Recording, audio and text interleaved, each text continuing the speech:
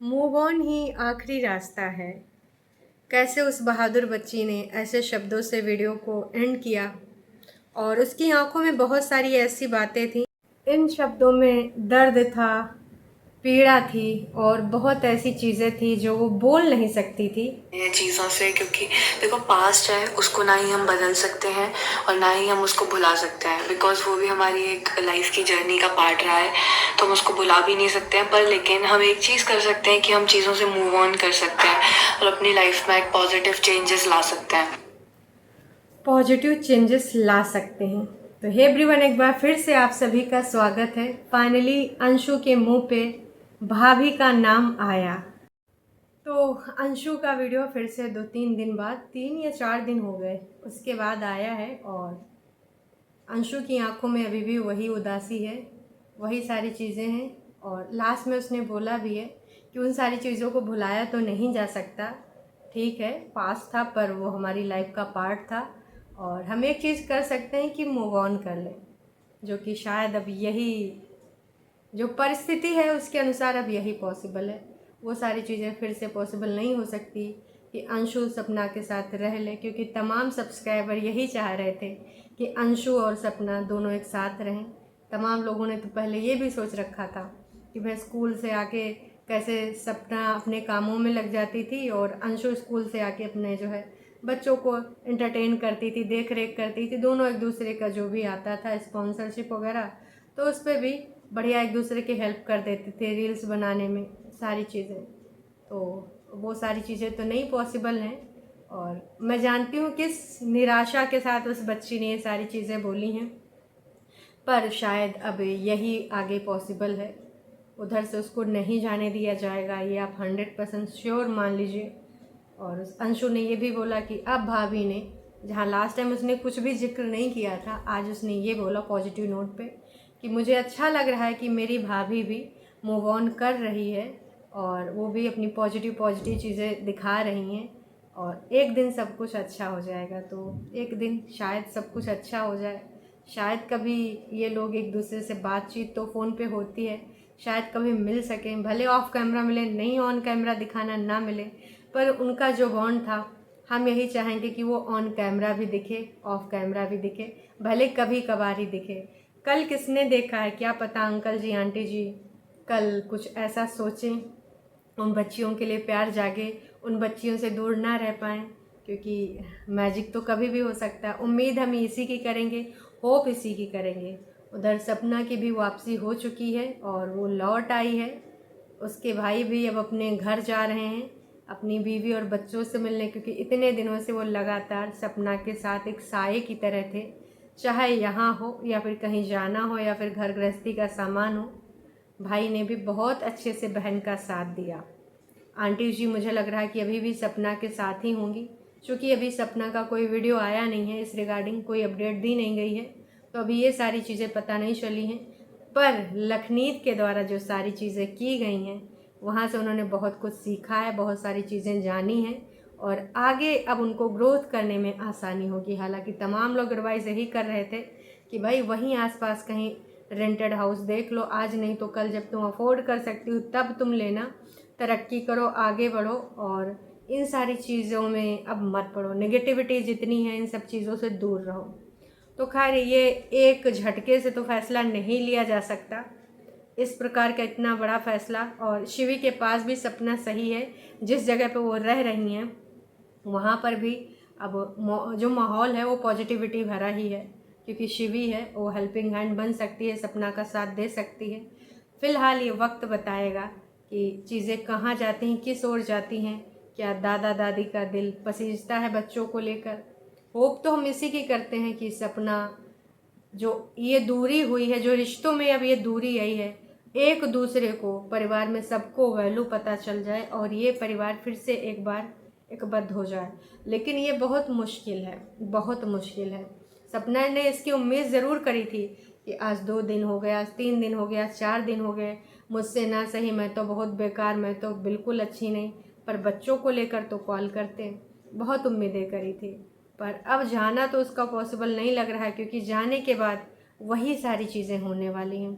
1 दिन इंसान, 2 दिन इंसान चेंज रहता है। कहते हैं ना, जो बिहेवियर होता है ना इंसान का, वो नहीं बदलता है। तो ये गैप ही सही, पर मेरे हिसाब से बस बातचीत होनी ज़रूरी है। कभी पेरेंट्स चले आएँ, इनसे बच्चों से मिल जाएं, कभी सपना ले जाके बच्चों को मिलवा लाए, पर उसको अब अपनी ग्रोथ नहीं रोकनी चाहिए, क्योंकि ऑफ कोर्स उसके बच्चों का सवाल है और सपना की भी लाइफ का सवाल है। 24-25 साल अभी कोई एज नहीं होती, अभी तो जीना स्टार्ट करता है इंसान। बहुत सारे लोग तो इस एज तक भी डिग्रियों पे डिग्री करते रहते हैं कि नहीं यार, मेरे को ये भी डिग्री करनी है, वो भी डिग्री करनी है। तो हम होप इसी की करेंगे, जहां अंशु ने ये सारी चीज़ें क्लियर कर दी कि अब मूव ऑन करना ही बेहतर होगा। अब वो सारी चीज़ें पॉसिबल नहीं हैं। अंशु अब दोबारा वापसी नहीं कर सकती, क्योंकि ऑफ कोर्स वो अपने पेरेंट्स के अगेंस्ट नहीं जा सकती। छोटी सी बच्ची है यार, लोगों ने क्या क्या नहीं बोल डाला, 17-18 साल की, ये वो, ऐसा होगा वैसा होगा। पेरेंट्स और अंकल आंटी उन्होंने ऐसा सोच लिया होगा बेटी सेफ नहीं इसलिए भेज दिया। मतलब कितनी काल्पनिक कहानियाँ हमने सुनी, पर सबको सच पता है कि वो बच्ची है यार अभी। वो बच्ची का माइंड इतना अच्छा है, इतना अच्छा है। वो पेट को लेकर कितना, जो भी नील गाय था, कोई पेट नहीं था, नील गाय का बच्चा था, कैसे धीरे धीरे उसको दूध उंगली से चटा रही थी। फिर धीरे धीरे वो पीने भी लगा, और पापा से अपने पूछ रही थी इसकी माँ इसको क्यों छोड़ गई। अभी उसके दिमाग में बहुत सारी चीज़ें चल रही हैं, आसान नहीं होता है ये सारी चीज़ें। जिस तरीके से उसने बोल तो दिया कि मूव ऑन करना ही सही होगा, और ऑफ कोर्स मैं वो सारी चीज़ें नहीं भूल सकती, क्योंकि वो मेरी ज़िंदगी का पार्ट था। और हाँ, भाभी के रिगार्डिंग जो कमेंट्स आए हैं उस पर सपना ने, मतलब सपना का जहाँ पर भी जिक्र हुआ है, अंशु ने उस पर हार्ट भी दिया है, जो कि बहुत अच्छी फीलिंग दर्शा रहा है यहाँ पर। अंशु, सच में सपना भाभी ने आपको बहुत अच्छे संस्कार दिए हैं, आप में दिखते हैं संस्कार, कीप इट अप, मेंटेन। तो भाई साहब, मैं यही कहना चाहूँगी कि हाँ, भले इन लोगों ने देखो जन्म दिया है, कुछ एज तक यहाँ रही हैं, पर लगभग जो सपना ने हमें बताया था कि शायद वो 6 साल की थी या 7 साल की, तब से सपना के साथ में सपना उसको तैयार करती थी, सपना स्कूल भेजती थी। तो हम सबको पता है कि किस प्रकार से सपना का स्थान उसकी ज़िंदगी में है। ये सब कुछ होगा किसी ने भी नहीं सोचा था, पर कहते हैं ना कि कई बार सिचुएशंस ऐसी आ जाती हैं कि कुछ ऐसे रिश्ते होते हैं जिनको हमें अलग करना पड़ता है। ये बहुत पीड़ादायी होता है, और ये छोटी बच्ची इन सारी चीज़ों को कैसे हैंडल कर रही है। बड़े बड़े लोग ऐसी चीज़ों को हैंडल नहीं कर पाते जो मैच्योर होते हैं। मैच्योरिटी का लेवल इसका देखिए, आप देख सकते हैं। और बस यही है कि अब कुछ हो नहीं सकता, जो चीज़ें जैसे चल रही हैं वो ऐसे चलेंगे। इन सारी चीज़ों में ये चीज़ स्पष्ट हो चुकी है, मूव ऑन ही आखिरी रास्ता है। हाँ, कुछ मैजिक हो जाए, कुछ जादू हो जाए तो वो दूसरी चीज़ है। और सपना का आना जाना लगा रहेगा वहाँ पर नोएडा में, क्योंकि जब वो वापसी कर रही थी तो नीतू के द्वारा बात हुई थी।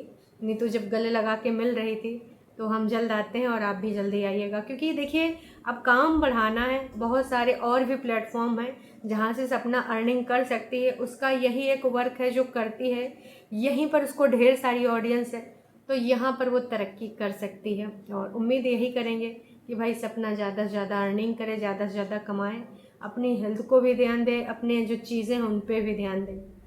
बाकी ये जो रिश्ते हैं, भगवान न करे अब इन रिश्तों पे कभी किसी की नज़र ना लगे, क्योंकि तमाम सोचने वाले आज भी ऐसी ही सोच दर्शा रहे हैं।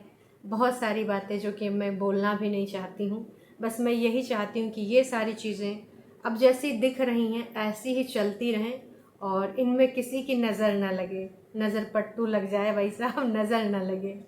बाकी चीज़ें अब क्लियर हैं। चलिए जी, अभी के लिए इतना ही।